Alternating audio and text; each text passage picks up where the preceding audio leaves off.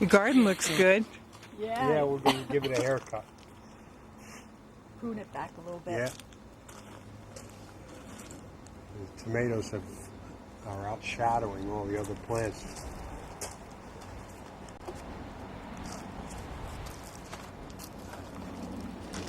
So the idea here is we're going to supposedly bore underneath the road instead of cutting.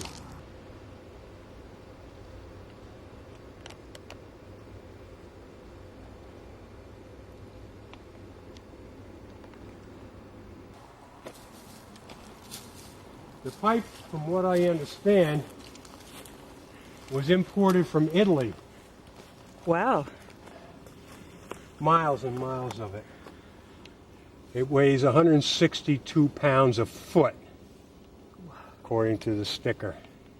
And it's 41.79 feet long.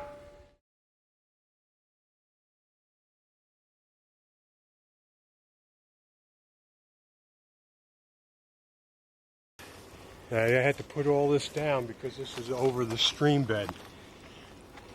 And if you look down, Oh my God. that's across the swamp. They built this timber padway because they can't run the machines over environmentally sensitive water bodies. Yeah.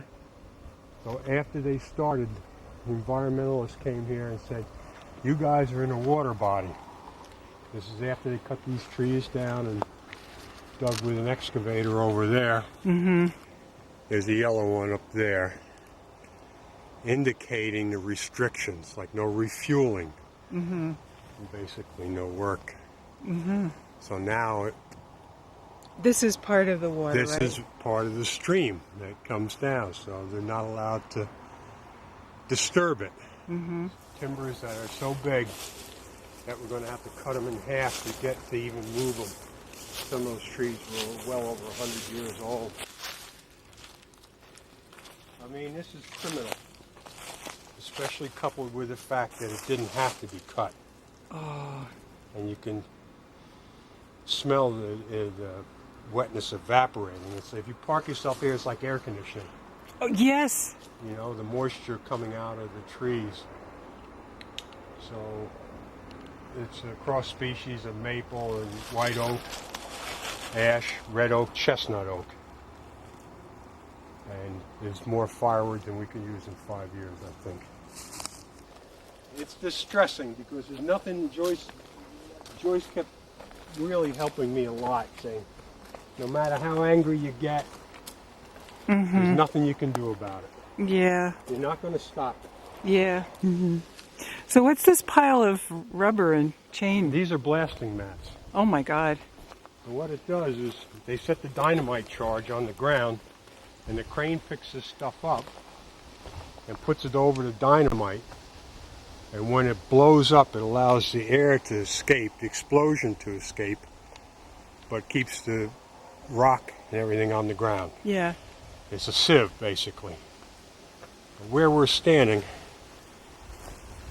they did a set of successive explosions from about here. I filmed it from down at the telephone pole. There must have been 30 or so, I'm just guessing, 30 dynamite charges planted up the hill. And they put a seismograph in the backyard to measure the shock wave and gave a countdown. And I took the shot with a 35 millimeter camera with a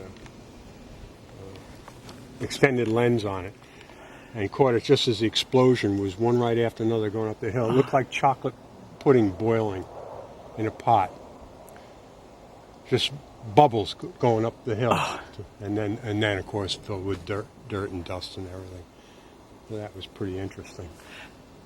Wow. Then they scooped it out. Yeah, and scooped it out. But there's a lot of mistakes being made.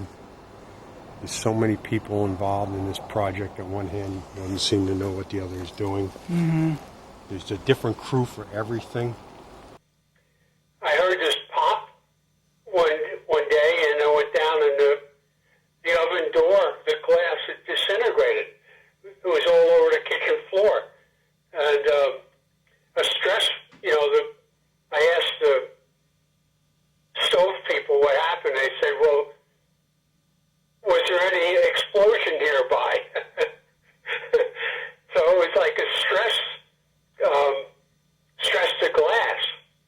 I mean, that was their opinion. Well, they've taken a bad situation and made it worse. It got so bad last winter that the water was following the pipe down and flooded the road, so that every morning the town was here at 3 o'clock in the morning because you couldn't make the bend on the road. It was a solid sheet of ice from side to side. And they'd salt it and gravel it, and every morning, and the town got tired of paying for that, and then they ended up digging up my driveway.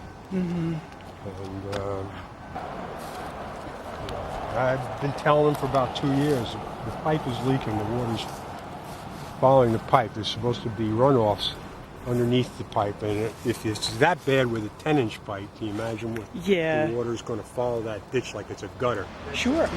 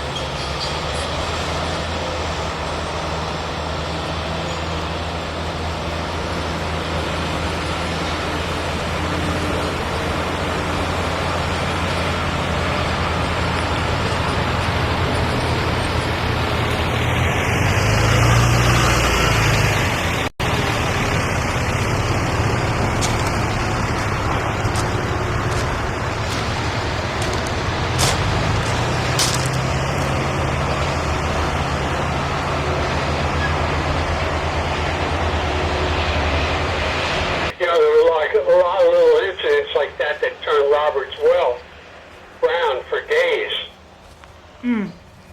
Disturbed the bottom of the well casing, and so everything,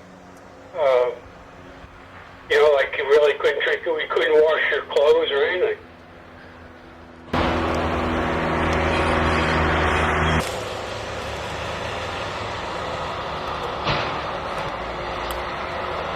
On developing its fruit more. Sure you don't want to pass through this? No, I'm all right. I just whip it. Okay.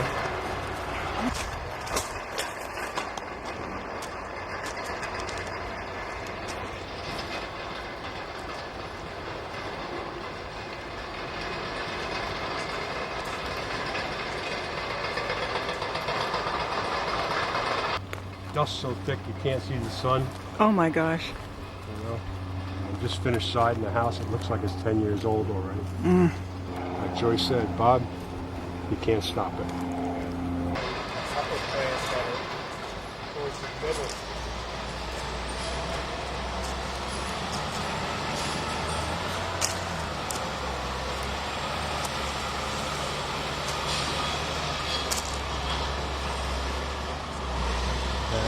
That's a D8.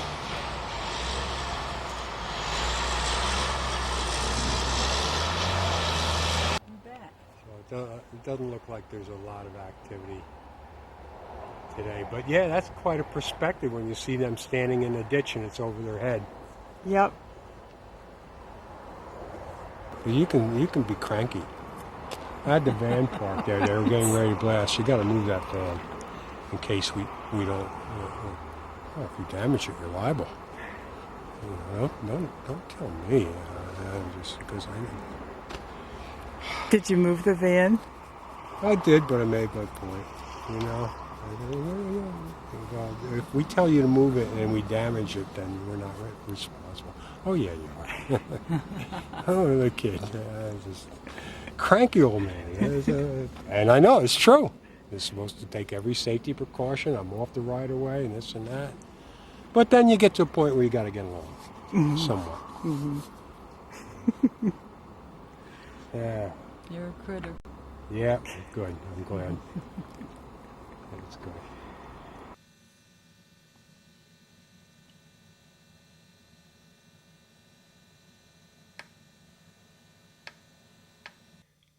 There was a man who lived with his wife and 2 or 3 children right virtually on the pipeline. And that's where they were parking the machinery, the big earth movers, and fueling them early in the morning, 3 or 4 o'clock, 5 o'clock, before it even got light. So it was quite a disturbance to his children because of the noise. It started very early in the morning and ceased when it got dark or after dark. And he finally I think he asked the people if they could be more reasonable in their start hours, and they said no, and at some point he just couldn't take it any longer and went out and threatened them. I don't know if he threatened to kill them or just by show of force threatened them because he couldn't take it any longer. And I mean, the noise is just incredible where I lived from down there. Yeah. So I can't imagine what it was like in this little one-story house. Did he actually go out with a gun? Yes, he did. He went out and he threatened, I don't know what was said, to tell him to cease and desist.